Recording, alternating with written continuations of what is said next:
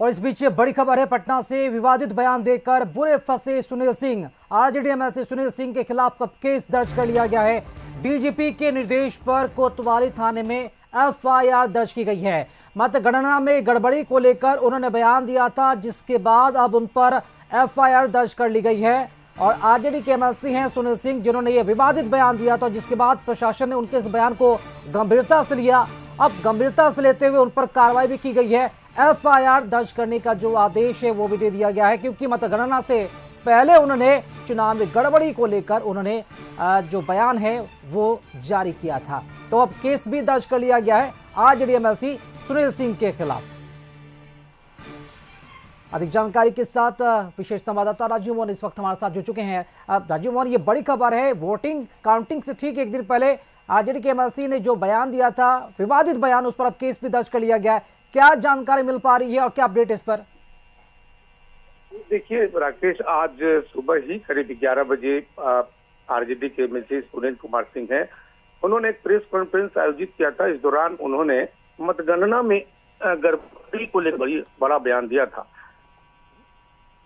है और जो चुनाव आयोग दोनों को बड़ा कहा कि जो रिटर्निंग ऑफिसर हैं वो उसकी जो पोस्टिंग हुई है वो बहुत षड्यंत्र के तहत की गई है।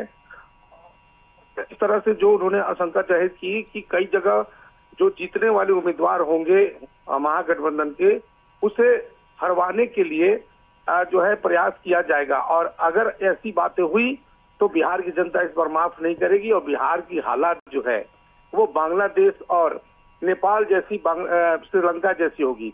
तो ये जो है उनका बयान, चूंकि अभी आचार संहिता लागू है और इस दौरान हुआ है, इसको प्रशासन ने संज्ञान लिया है और इसे विवादित माना है।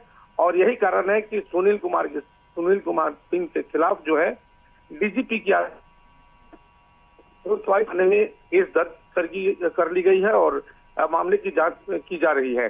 सुनील कुमार ने साफ तौर पर कहा था कि सरकारी पक्ष के द्वारा दबाव बनाया जा रहा है अधिकारियों पर, रिटर्निंग और कोशिश ये की जा रही है कि जिस उन्होंने हवाला दिया कि 2020 में भी कई विधानसभा क्षेत्रों में जो है जानबूझकर उम्मीदवारों को हरा दिया गया, लेकिन इस बार इनकी तैयारी है कि वो अगर प्रशासन की तरफ से कोई भी गड़बड़ी तो उसका विरोध किया जाएगा।